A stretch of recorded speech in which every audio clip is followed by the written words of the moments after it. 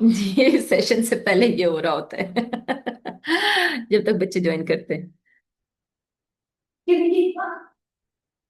करते हैं। कौन वॉलेंटियर कर रहे हैं?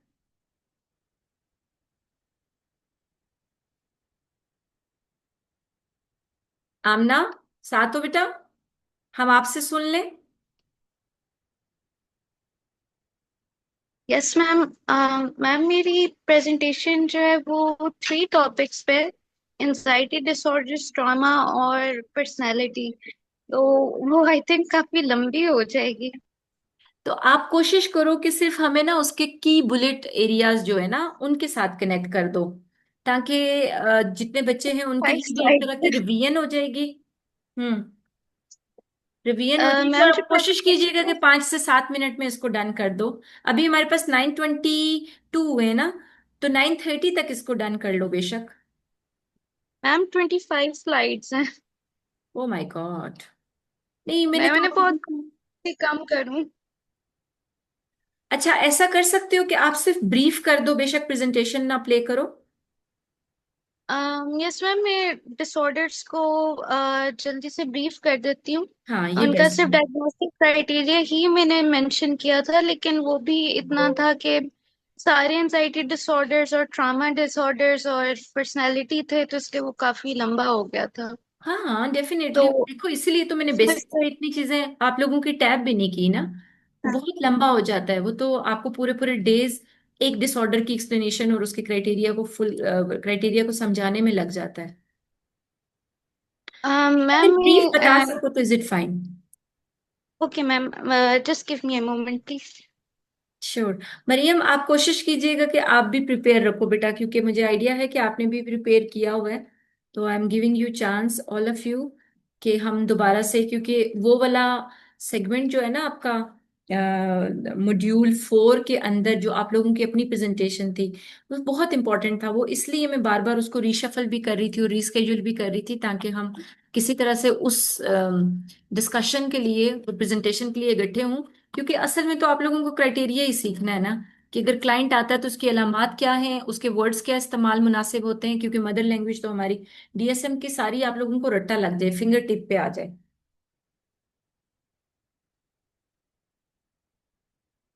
अगर आमना आपको टाइम है तो मरियम से रिक्वेस्ट कर लेते हैं बेटा, ताकि हम मिनट्स को बचा लें।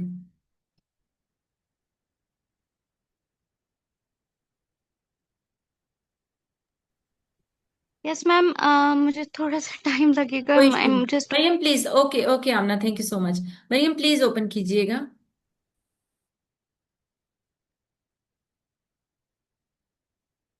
मरियम, कोशिश करना यार, सिर्फ डिसऑर्डर बताओ और उसका क्राइटेरिया बता दो।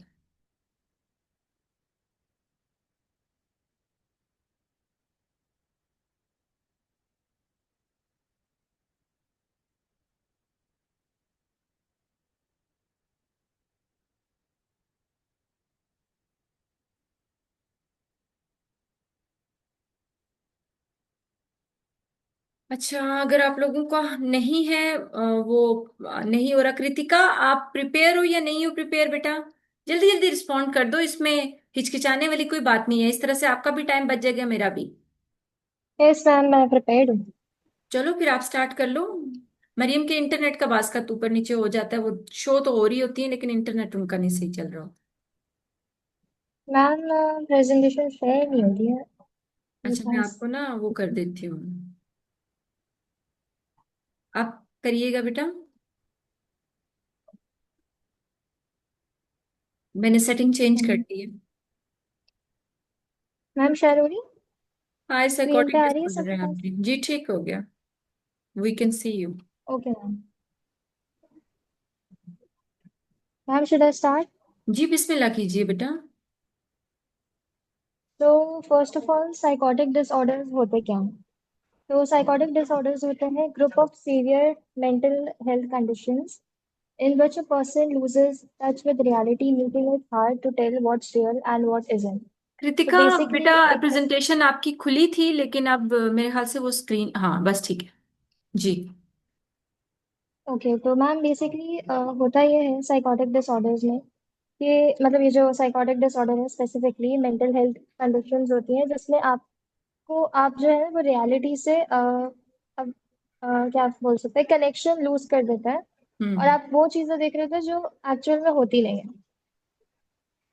तो यहाँ पे साइकोटिक डिसऑर्डर्स में जो साइकोटिक डिसऑर्डर्स हैं उसके नेम्स हैं शिजोफ्रेनिया जो मोस्ट कॉमन टाइप है, हम्म। एंड देन शिजोअफेक्टिव डिसऑर्डर है, ब्रीफ साइकोटिक डिसऑर्डर है, डिल्यूजनल हम्म। डिसऑर्डर है, एंड ठीक है। Last but not the least is substance medication induced psychotic disorder. तो आज हम शिजोफ्रेनिया को वो करेंगे, समझेंगे।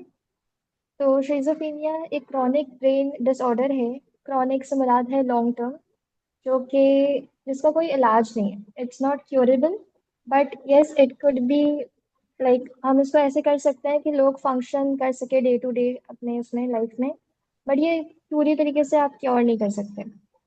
तो शिजोफ्रेनिया में होता ये है कि आप हेलुसिनेशंस और डिल्यूजन्स एक्सपीरियंस करते हैं।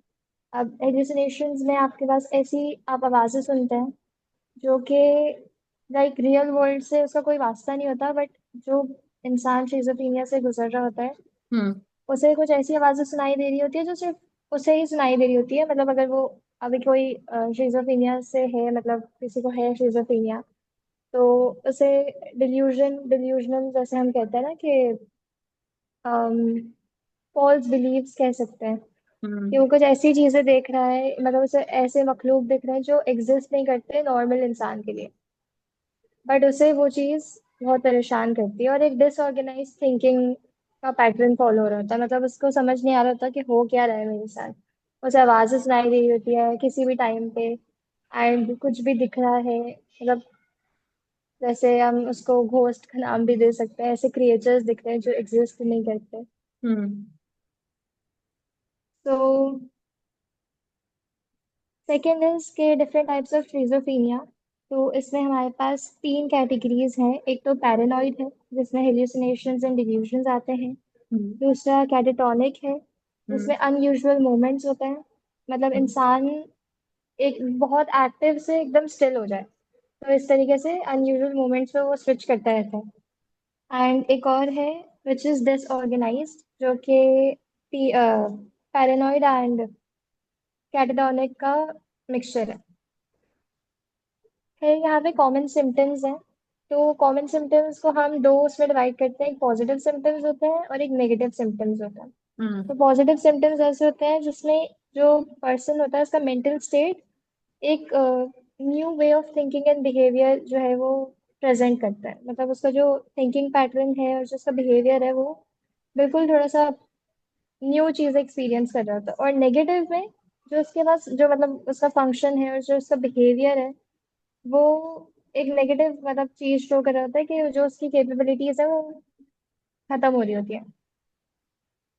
तो कॉमन पॉजिटिव सिम्टम्स में हियरिंग वॉइसेस आ जाती हैं, हम्म। हेल्यूसिनेशंस हैं, फीलिंग सेंसेशंस हैं, और smelling and tasting things that can not be identified, delusions आ गया, और फीलिंग ऑफ बीइंग कंट्रोल्ड।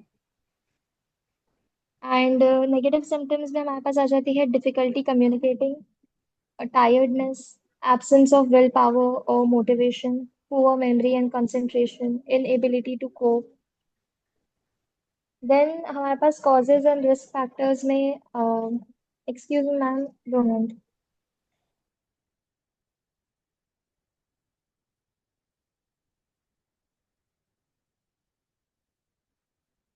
बच्चों, मैंने कितनी दफा आप लोगों से कहा है कि जब भी आप लोग मेरे साथ क्लास पे कनेक्ट हो, अगर लैपटॉप आप रखते हो और लैपटॉप की अवेलेबिलिटी है आपके पास, तो लैपटॉप से ऑनलाइन हो जाया करो, ताकि आप लोगों की लर्निंग अच्छी हो।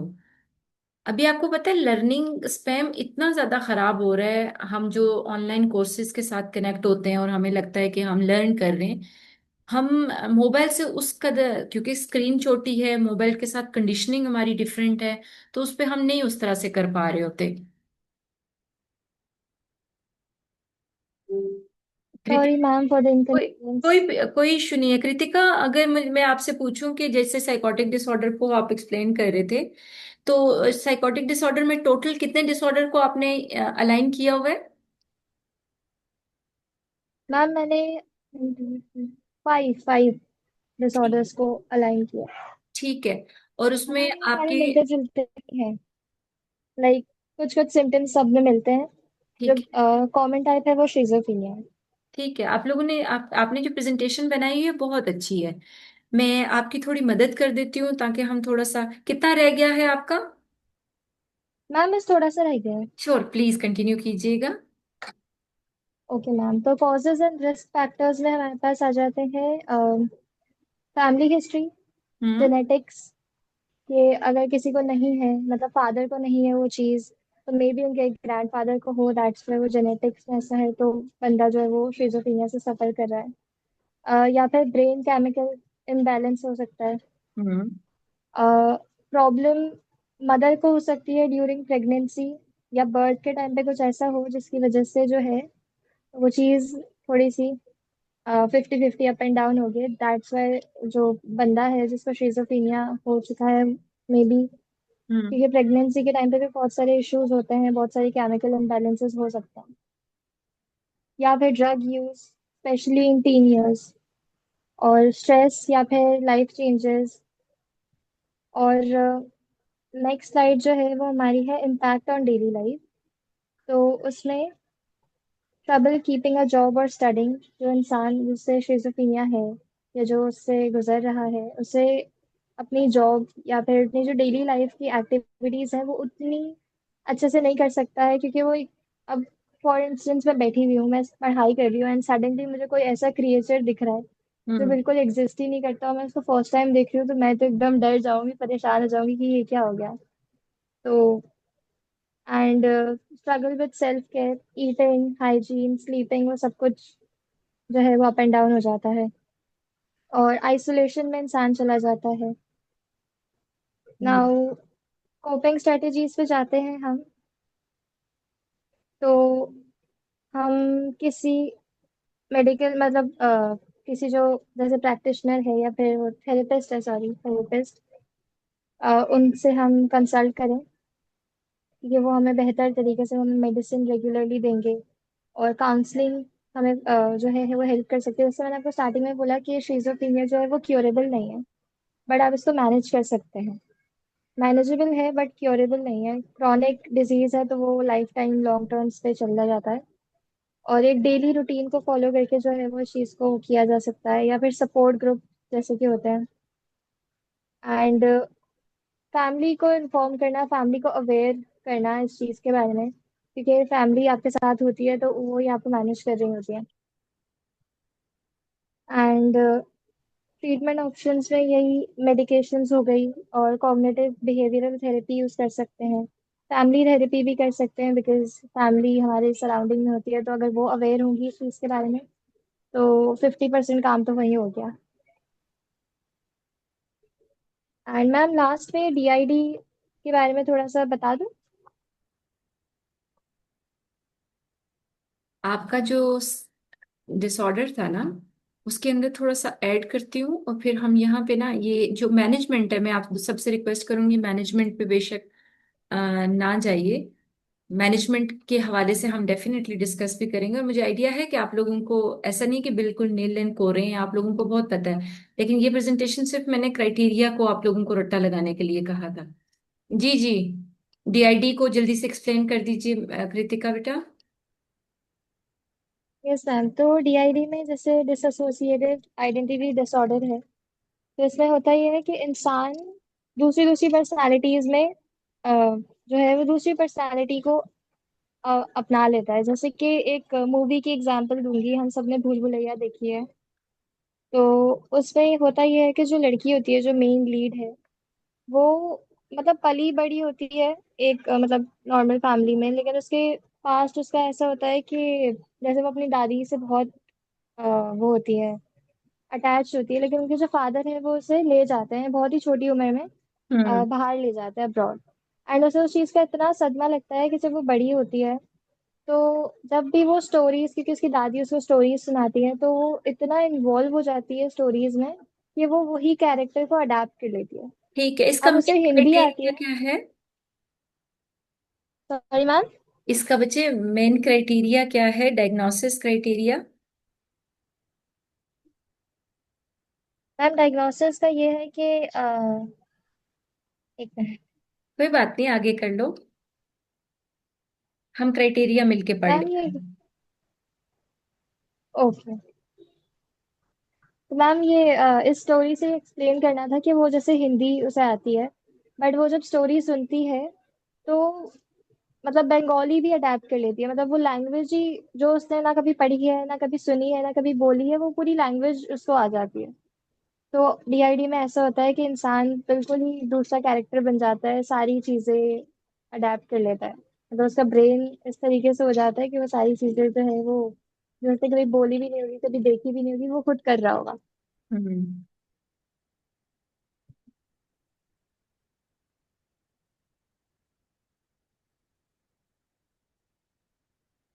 मैम इसकी ट्रीटमेंट के लिए साइकोथेरेपीज होती हैं और डायलेक्टल बिहेवियर थेरेपी होती है और मेडिकेशंस में एंटी एंजाइटी मेडिकेशंस और एंटी डिप्रेसेंट यूज होते हैं। ठीक है, thank you so much, thank you miss Kritika. अच्छा, मैं आप वेलकम। लोगों के लिए यहाँ मेंशन कर देती हूँ, जब आपका जब भी आए साइकोटिक डिसऑर्डर्स के रिलेटेड ना, तो आप हमेशा याद रखना पॉजिटिव और नेगेटिव सिम्टम्स। पॉजिटिव सिम्टम्स वो होते हैं जो कि क्राइटेरिया की सपोर्ट में, यानी कि उस डायग्नोसिस को, डायग्नोसिस जब मैं कह रही हूँ तो इसका मतलब हमारी जो ट्रीटमेंट हम अलाइन कर रहे हैं। जी नासिर प्लीज बताइएगा, एक मिनट वेट कीजिए। Okay, thank you so much. So हमारा जब भी ट्रीटमेंट बन रहा होता है जो कि सपोर्ट कर रहा हो, यानी हम कह रहे हैं कि 2 हफ्तों के अंदर नींद उसकी डिस्टर्ब है, तो ये पॉजिटिव फैक्ट सिम्टम है डिप्रेशन का। तो शिजोफ्रेनिया के अंदर पॉजिटिव सिम्टम्स आता है डिल्यूजन, हेलुसिनेशन, डिसऑर्गेनाइज स्पीच और डिसऑर्गेनाइज बिहेवियर या कैटाटोनिक बिहेवियर्स जो आते हैं। सीधा सीधा आप लोग ये याद रखो, ठीक है। नेगेटिव सिम्टम्स के अंदर हम ये कहते हैं जैसे अफेक्टिव फ्लैटनिंग होती है, जिसमें हम देख रहे होते हैं कि उसका जो इमोशनल एक्सप्रेशन है ना वो ब्लैंक फेज है या मोनोटोन है उसकी। इसके साथ भी आता है, तो बैकएंड पे आपने पॉजिटिव इसके सिम्टम्स को आइडेंटिफाई ही करना है। इसमें जैसे उसकी जो स्पीच है डिसऑर्गेनाइज्ड होती है, इसकी ए वॉयलेशन जैसे लैक ऑफ मोटिवेशन, आपको लग रहा होता है इसे किसी चीज से कोई फर्क नहीं पड़ रहा। और ए सोशियोलिटी, इस वर्ड को ऐसे इस्तेमाल किया जाता है या इस सिम्टम को कि ये विड्रॉल हो रहे होते हैं सोशल इंटरेक्शन से। तो कृतिका जो आपने चीज बताई है मैं उसमें सिर्फ ये ऐड कर रही हूँ कि जब भी साइकोटिक डिसऑर्डर को आप पढ़ो, समझो, तो आप उसको पहले तो डिफरेंट उसमें कैटेगराइज कर लिया करो, यार इसके पॉजिटिव सिम्टम्स ये हैं, इसके नेगेटिव सिम्टम्स ये हैं, फिर उसके साथ आगे से ब्रांचेस खुलती हैं, 7 डिफरेंट ट्राइब्स की, फिर डिल्यूजनल डिसऑर्डर अलग से है, फिर आपके सारे डिसऑर्डर्स इसमें अलाइन हो रहे होते हैं। आपने सिर्फ और सिर्फ अंडरस्टैंड करना है कि यार मेरा जो क्लाइंट है वो क्लाइंट किस एरिया में जा रहा है। यानी इसके अंदर बहुत सी चीजें आपने अप्रोचेस भी शेयर की, बहुत सी, लेकिन जनरल अगर आपने इसको अंडरस्टैंड करना है या जानना है ना, तो वो इस तरह से आप अपने दिमाग में रखना कि यार एबनॉर्मल मोटर बिहेवियर अगर उसका आ रहा है या उसकी स्पीच में कहीं डिसऑर्गेनाइज्ड आ रहा है। कुछ क्लाइंट ना यहाँ से बात करते करते एकदम से पता नहीं किधर शिफ्ट हो जाते हैं, इलॉजिकल वे में, या इनकोहेरेंट स्पीच उनकी होती है, लूजली कनेक्टेड होती है, यानी कि वो कोई कनेक्ट या कहानी या वो तरतीब नहीं बना रहा होता। तो आपने ये पॉजिटिव सिम्टम्स को अपने लेवल पे बहुत, सबसे ज्यादा विजिबल जो डिसऑर्डर है ना वो शिजोफ्रेनिया ही है। विजिबल से मुराद इसकी समझ आ जाती है, सामने पता चल जाता है कि some our patient is having some kind of psychotic symptoms, जिसमें फिर कैटेगराइज हम करते हैं या पॉजिटिव है या नेगेटिव है, इस तरह से। यहां तक साथ है, समझ आई है? Yes ma'am. हाँ कृतिका, आपने बहुत अच्छे से, आपकी प्रेजेंटेशन बहुत अच्छी बनाई हुई थी आपने ना। तो ये जो डिसोसिएटिव डिसऑर्डर थैंक के यू हवाले मैम। से भी बता रहे हैं ना, इसके कोर फीचर्स को भी अंडरस्टैंड कर रहे हैं। जैसे हम कहते हैं टू और मोर, ऐसे सेंस ऑफ सेल्फ जो है या उसका इमोशन जो है या उसकी वॉइस जो है या उसकी रिस्पॉन्सेज जो हैं। अब इसमें ना मैं थोड़ा सा आप लोगों को आइडेंटिफाई कर देती हूँ कि इसमें सिम्टम्स क्या होते हैं। जैसे हमारा डिसोसिएटिव डिसऑर्डर है ना, ये बेसिकली फ्राइड की पहली डिसऑर्डर्स की बेसिस पे हिस्टेरिया के साथ कनेक्टेड भी ये करता है ये। लेकिन क्योंकि मूड्स मूड्स शिफ्ट बहुत ज्यादा इसमें होते हैं, इसमें बहुत ज्यादा वॉइसेस सुनी जाती हैं, क्लाइंट अपने लेवल पे सुनता है, एपिसोडिक लॉस टाइम उसको फील होता है कि शायद वो कहीं हला में चला गया था, वापस आया है, कुछ हुआ है। उसके बाद उसके पास डिसपर्सनलाइज्ड फीलिंग जो है, डिटैच्ड ऑन बॉडी, उसे लगता है कि मेरे जिस्म ही नहीं है, हमारे पास पेशेंट आता है, वो कहता है कि these are not my part, ये किसी और एलियन के पार्ट हैं, ये मेरे नहीं है, प्लीज इनको किसी तरह से मेरे से उतारो। तो डिसपर्सनलाइज लेवल पे वो जाता है, या डी रियलाइजेशन के लेवल पे, जिसमें सराउंडिंग उसे पता नहीं होता वो कहाँ पड़ा हुआ है, उसे ये पता नहीं होता कि वो किस जगह पे है। हम यूजुअली जब मेंटल स्टेटस एग्जामिनेशन करते हैं तो उसमें चेक कर रहे होते हैं ना कि उसे डेट का पता है, टाइम का पता है, कहाँ पे वो स्टक हुआ हुआ है। तो इसमें बहुत अच्छा आपको क्लियर से साइन और सिम्टम्स आ रहे होते हैं। इसकी इटियोलॉजी डिफरेंट है, इटियोलॉजी के साथ हम कॉजेज देख रहे होते हैं, कोमॉर्बिडिटीज भी हो सकती हैं, किसी को पीटीएसडी की वजह से होता है। तो आप लोग ना जब भी अपना डिसऑर्डर को तैयार करो तो डिसऑर्डर के साइन और सिम्टम्स और उसकी ड्यूरेशन को जरूर याद कर लिया करो बेटा, ठीक है? क्योंकि वही चीज फिर आपको ना डायग्नोसिस में मदद करेगी। यूजुअली आपके साइकेट्रिस्ट आपको कहते हैं कि इसका डायग्नोसिस बिल्ड करके लाओ, हमसे और कोई काम इतना उन्हें नहीं होता। वो समझते हैं वो ट्रीटमेंट भी कर लेंगे, कुछ भी कर लेंगे। इवन डायग्नोसिस भी उनको फिंगर ट्रिप पे होता है, लेकिन बाज का कुछ किसी ऐसे ग्रुप के साथ हम कनेक्ट हो जाते हैं जो हमें ना टेस्ट कर रहे होते हैं। तो हमारी सबसे ज्यादा लूज कमांड इसी पे है, जितनी साइकोलॉजिस्ट की कमांड होनी चाहिए डायग्नोसिस बिल्डिंग में नहीं बचियां बच्चे करते, ठीक है? इसीलिए मैं इस पे बार बार फॉर्मुलेट भी कर रही हूँ। आज के सेशन में भी मैंने हाफ टाइम इसके लिए रखा कि this is most most important thing आपके लिए, जिसको आपको तैयार करना होगा। Kritika, thank you so much कि आपने अपनी प्रेजेंटेशन को तैयार किया। खूबसूरत सी प्रेजेंटेशन बनाई वेलकम है मैम। आपने। इतनी मेहनत मैं नहीं कर सकती, मैं स्ट्रेट जाती हूँ बस देखती हूँ कंटेंट आप लोगों के साथ एकेडमिकली क्या शेयर करना है। But this is wonderful, thank you. You can stop your presentation and we can request another participant to present their presentation. Thank you. Ma'am I can present. Okay, अच्छा request कर सकती हूँ अब ना, short हो सकता है प्लीज, क्योंकि हमारे पास ना यस 43 मिनट्स हो चुके हैं और मरियम भी। मैम आई वाज हम्म, के क्राइटेरिया क्योंकि सिर्फ सबका क्राइटेरिया बता दो। topic बहुत लंबा है तो मैं क्राइटेरिया को भी एज शॉर्ट एज पॉसिबल करके जो की पॉइंट्स है सिर्फ वो बता देती हूँ। बहुत मेहरबानी होगी, चलो स्टार्ट कीजिएगा। मैम सबसे पहले आई थिंक वी शुड जो क्राइटेरिया अगर मैं स्क्रीन शेयर करूँ सब कर रहा हूँ तो उसमें और टाइम लगेगा, अगर मुझे एक्टिवली सब सुन लें तो I think that would be better. हम हाथ ऊपर कर रहे हैं। Should I start ma'am? Please please. Okay ma'am, so first हमारे पास एंजाइटी डिसऑर्डर्स हैं। सो वी शुड अंडरस्टैंड कि एंजाइटी क्या है, क्योंकि आजकल एंजाइटी और डिप्रेशन एक बहुत कॉमन वर्ड हो चुका हुआ है। हम्म। लेकिन क्लिनिकल एंजाइटी और जो एंजाइटी एज डिसऑर्डर है वो उसकी तीन चार चीजें जो हम लोगों को समझनी चाहिए। एक चीज है एक्सेसिव, परसिस्टेंट और डिबिलिएटिंग। हम्म। यानी कि एक एक्सेसिव फियर और क्या कहते हैं डिस प्रोपोर्शनेट क्या कहते हैं फियर होता है जो एक्चुअल सिचुएशन का नहीं होता।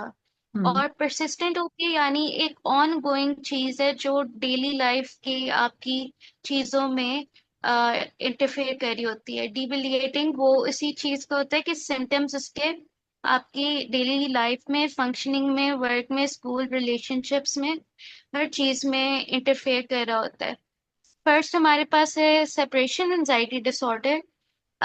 इसका क्राइटेरिया हम सब ने डीएसएम पढ़नी है या पढ़ी हुई है, वी नो, वो हम पढ़ सकते हैं।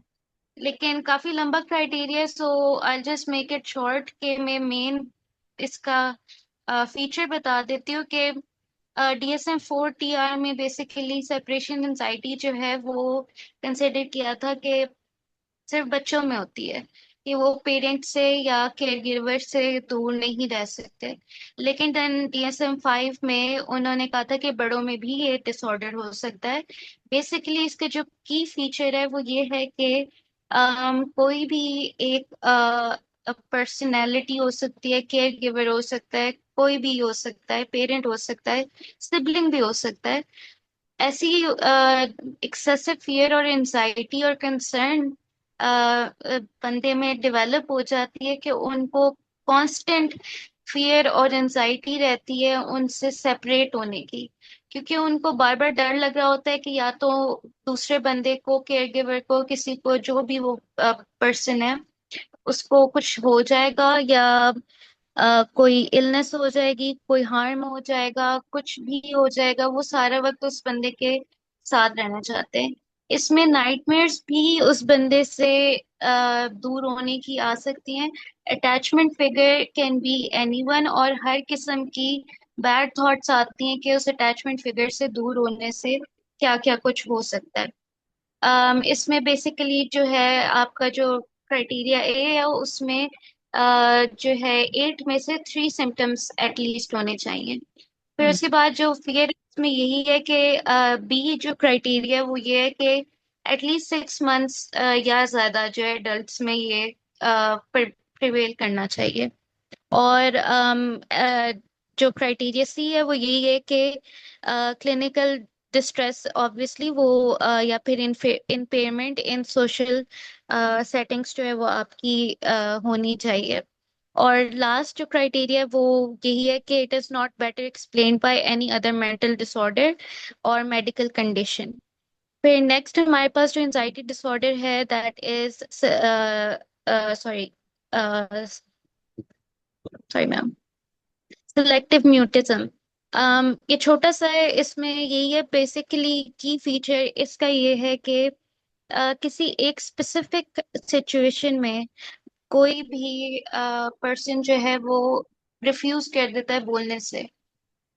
सिलेक्टिव एज इन जाहिर बात है ये एक बहुत सेल्फ एक्सप्लेनेटरी डिसऑर्डर है कि एक सर्टेन एनवायरनमेंट में, फॉर एग्जांपल मैंने स्कूल में काम स्टार्ट किया है, वहां पर अभी मेरी ट्रेनिंग हो रही है, तो एक स्टूडेंट है जो उसका सिलेक्टिव म्यूटिज्म का डायग्नोसिस हुआ हुआ है। वो नहीं बोलती, लेकिन आहिस्ता आहिस्ता क्योंकि स्कूल के साइकोलॉजिस्ट ने उसके साथ काम करना शुरू किया, तो उसने क्लास में सिर्फ स्पेसिफिकली वो स्कूल में नहीं बोलती थी, अब वो आहिस्ता आहिस्ता विस्परिंग पे आई है। लेकिन इट शुड ये जो ये ड्यूरेशन है वो 1 मंथ से ज्यादा होनी चाहिए। इसमें यूजुअली बंदा बच्चा जो भी है पर्सनालिटी पर्सन वो सर्टेन सिचुएशन में बोलना बंद कर देता है अचानक से। और इसमें ऐसा नहीं है कि इसमें कोई इंटेलेक्चुअल डिसेबिलिटी हो या लैक ऑफ नॉलेज हो या फिर ऐसा कोई और रीजन हो। ये किसी और रीजन से यूजुअली होता है, मोस्टली एंजाइटी या ट्रॉमा से होता है। Next, we have sorry specific phobias. अब फोबिया एक बहुत कॉमन टर्म है जो हम सब यूज करते हैं, लेकिन जब हम स्पेसिफिक फोबियाज पे आते हैं इनके स्पेसिफायर्स बहुत लंबे हैं और बहुत ज्यादा हैं, क्योंकि हर फोबिया का कोड और स्पेसिफायर डिफरेंट है। लेकिन मेनली जो फोबिया होता है वो एक एक्सट्रीम एंजाइटी होती है जिसमें आप क्या फियर और एंजाइटी इतनी ज्यादा होती है कि उस चीज के बारे में सोच के भी आपको शदीद एंजाइटी के सिम्टम्स फील होते हैं। आप उस स्टिमुलस को ज्यादा से ज्यादा अवॉइड करते हैं, और अगर वो सिचुएशन फेस करें तो उसमें बंदा पैनिक अटैक भी एक्सपीरियंस कर सकता है, या फिर पैनिक डिसऑर्डर नहीं, पैनिक अटैक एक्सपीरियंस कर सकता है। और इसमें सबसे जो कॉमन है वो है अगोराफोबिया, जो कि हमने आगे एंजाइटी डिसऑर्डर्स में पढ़ना है। अब इसमें ये एज ए सेड के हर जो एनिमल से फोबिया है, ब्लड से, इंजेक्शन, इन चीज़ों से, उन सबके डिफरेंट स्पेसिफायर्स हैं और इनका डिफरेंट क्राइटेरिया।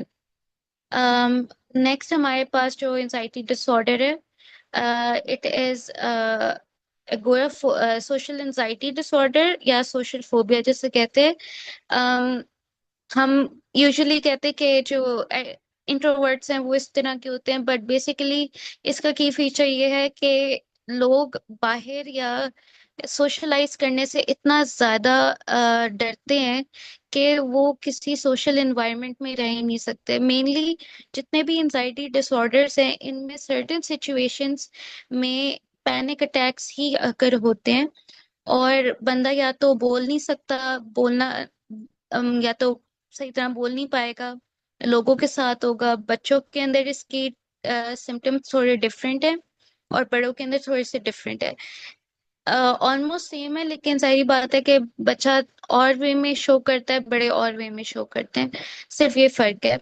और इसमें ये है कि सोशल सिचुएशंस का सोच के भी जो भी पर्सन होता है उसको सोशल सिचुएशंस का सोच के भी फिर होता है कि मैंने क्या बोलना होगा, मैंने किस तरह एक्ट करना है, XYZ इस तरह की सारी चीजें हो सकती हैं। और उसके बाद मेनली इसके जो की फीचर्स हैं उनमें यही है, एंजाइटी एंड फियर्स और अवॉइडेंस ऑफ क्या कहते हैं सोशल इंटरेक्शन या सोशल एनवायरनमेंट। और 6 मंथ्स या ज़्यादा से ये प्रिवेल करना चाहिए तो फिर हम इसको डायग्नोज करेंगे एज सोशल फोबिया या फिर सोशल एंजाइटी डिसऑर्डर। एंड इसके बाद हमारे पास है पैनिक डिसऑर्डर। पैनिक डिसऑर्डर में जो फर्स्ट क्राइटेरिया है उसमें आपके पास 4 या मोर सिम्टम्स होने चाहिए out of 13। Panic disorder I think हम सबको कुछ ना कुछ आइडिया इसके बारे में है। इसमें palpitation, sweating, trembling, shaking, chest pain होती है, डिस्कम्फर्ट होता है, नौसिया होता है, डिजीनेस होती है, लाइट हेडेडनेस होती है, चिल्स होती हैं, बहुत सी चीजें होती हैं, डीरियलाइजेशन भी आ सकती है, फियर ऑफ लूजिंग कंट्रोल, यानी कि मुझे कुछ नहीं समझ आ रहा कि मैं शायद पागल हो जाऊं। और सबसे ज्यादा जो एक कॉमन सिम्टम है वो ये होता है कि लोगों को सबसे पहले लगता है कि मुझे हार्ट अटैक हो रहा है या फिर मैं मरने लगा हूं या मरने लगी हूँ। But that's not true.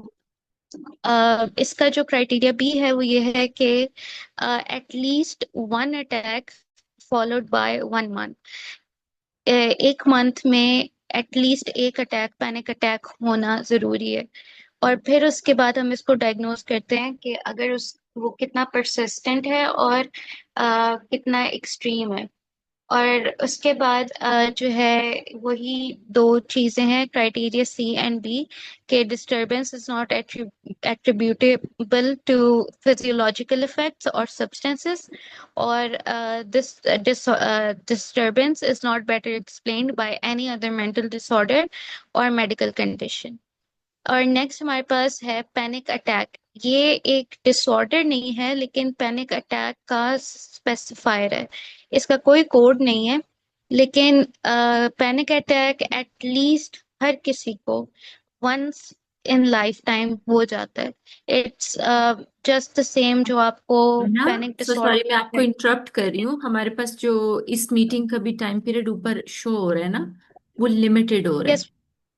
तो आप कंटिन्यू कीजिए अगर मैं बस कम कर रही हूँ। जी प्लीज। पैनिक अटैक का पैनिक डिसऑर्डर वाली ही है, बस इट्स जस्ट एज सिंपल के उसमें ड्यूरेशन नहीं है, वो once in a lifetime आपको किसी को भी हो सकता है। We don't diagnose it. वो उसका कोई क्राइटेरिया और या फिर मतलब सॉरी क्राइटेरिया नहीं, उसका कोई कोड भी नहीं है। फिर एगोराफोबिया है। इसमें बेसिकली 5 सिचुएशंस में से 2 या 2 से ज्यादा हो सकती हैं। ये बेसिकली इनक्लोज जगहों पे या फिर ट्रांसपोर्टेशन या ऐसी जगह है जहाँ पे बंदा अकेला हो या बंद जगह पे हो, उससे जो फियर होता है या फोबिया होता है ये उसको कहते हैं। और अगेन वही बात है कि किसी और मेडिकल कंडीशन से एक्सप्लेन नहीं होता, किसी और साइकोलॉजिकल डिसऑर्डर से एक्सप्लेन नहीं होता। नेक्स्ट हमारे पास जनरलाइज्ड एंजाइटी डिसऑर्डर है, GAD। um, इसमें इसका क्राइटेरिया काफी लंबा है, लेकिन अगेन आई थिंक हम सब ने कभी ना कभी या तो पढ़ना है या पढ़ लिया हुआ है। सो बेसिकली इट्स के जिस इसको आई थिंक मैं सबसे इजी एक्सप्लेन कर सकती हूँ। मेजर डिप्रेसिव डिसऑर्डर जो एक बहुत लॉन्ग टर्म डिसऑर्डर है, उस तरह ये एक लॉन्ग टर्म एंजाइटी डिसऑर्डर है जिसमें एंजाइटी एक्सप्लेन नहीं कर सकते और एक्सेसिव एंजाइटी और वरी हर चीज के बारे में होती है और बंदे की लाइफ उससे बहुत इफेक्ट हो रही होती है। 6 मंथ्स कम से कम ये लास्ट करना चाहिए। उसमें रेस्टलेसनेस होती है, बंदा फटीग में होता है, डिफिकल्टी होती है कंसंट्रेट करने में, इरिटेबिलिटी होती है, मसल टेंस रहते हैं, स्लीप डिस्टरबेंसेस होती हैं। इन सारी चीजों को देखते हुए अगर 6 मंथ से ज्यादा ये प्रिवेल करता है तो उसको जनरलाइज एंजाइटी हम करेंगे। और उसके बाद हमारे पास जो है सब्सटेंसेस मेडिकेशन वाले ये डिसऑर्डर्स हैं, जो एंजाइटी डिसऑर्डर्स हैं। I think they are not as important as जो हमने ऑलरेडी डिस्कस किए हैं, ये कोई भी रीड कर सकता है। और फिर मेडिकल कंडीशन वाले हैं जिससे एंजाइटी अकर हो सकती है। और लास्ट है जो अदर स्पेसिफाइड एंजाइटी डिसऑर्डर्स है, वो बेसिकली जो अभी तक जितने एंजाइटी डिसऑर्डर्स पर पड़े हैं उनमें से जो भी क्या कहते हैं डिसऑर्डर हो जिसका क्राइटेरिया मीट ना करा हो, उस डिसऑर्डर को हम लोग कहेंगे कि वो अनस्पेसिफाइड होगा, जो कि बहुत कम केसेस में यूजुअली वैसे होता है। नेक्स्ट हमारे पास ट्रॉमा रिलेटेड डिसऑर्डर्स हैं। मैम अगर आप कहती हैं तो मैं उसमें से कोई मेजर डिसऑर्डर सिर्फ कर दूं, क्योंकि पर्सनालिटी डिसऑर्डर्स भी भावना ये काफी। बहुत इंपॉर्टेंट है, इसलिए अभी इसको हम यहीं पे पॉज करेंगे। देखो ये चीज इतनी इंपॉर्टेंट है ना कि क्राइटेरिया अभी तक सबका, हाँ, आप सबसे मैं अगर पूछूं तो आप लोगों को इस कोर्स से अभी तक कुछ डिसऑर्डर्स के क्राइटेरिया भी डिफाइंड नहीं हुए हुए। तो फिर इस कोर्स का फायदा नहीं होगा आप लोगों को ना, अगर कुछ चीजों को कनेक्ट ना कर सको। तो अभी तो इस प्रेजेंटेशन को हम पॉज करते हैं। कल आप बेशक, आपका पर्सनालिटी है नेक्स्ट पार्ट, या पर्सनालिटी का ऑलरेडी हुआ हुआ है, किसी और स्टूडेंट ने भी पर्सनालिटी लिया हुआ है? मैं था और पर्सनालिटी। हम्म। पर्सनालिटी किसी और का है। मरियम आपका कौन सा है? आपका डिप्रेशन है मरियम, या एंजाइटी लिया हुआ है आपने? मैम मेरा उस ओसीडी है और सोमैटिक डिसऑर्डर्स है। हाँ, एंजाइटी के अंदर आपका ऑब्सेशनल डिसऑर्डर भी आता है ना। ठीक है। तो कल हम ऐसे करेंगे ना, जब सेशन हमारा, और सेशन के साथ कुछ डिस्कशन है वो करने के बाद फिर आप दोनों को हम रिक्वेस्ट कर लेंगे, ताकि आप इसको, ये इंपॉर्टेंट चीज है, ये शेयर करना बहुत जरूरी है। क्या ओके कहते मैम। हो बाकी? कृतिका और सुजूब आप क्या कहते हो? ठीक है।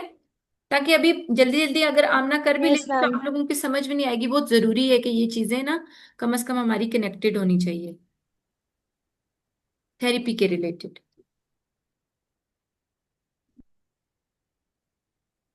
आमना थैंक यू, आपने प्रिपेयर किया हुआ था। और बच्चों आपका बहुत शुक्रिया। कल के सेशन में हम कोशिश करेंगे कि हम 8:30 फिर शुरू कर दें, ताकि ये 15 मिनट हमारे ना वेस्ट ना हो कहीं भी। तो हम कोशिश करेंगे कि 8:30 शुरू करें, और सब खैरियत रहे तो आप लोगों से मुलाकात कल होती है। पहले पॉसिबल है आप लोगों के लिए मॉर्निंग में, किसी टाइम में मॉर्निंग मेरे पास जैसे, नहीं मॉर्निंग भी नहीं आ रहा। कल रात में ही मिलते हैं बच्चों। रात में मेरे ख्याल से सबके लिए इजी है। Yes ma'am. चलो, कल मिलते हैं। हाँ।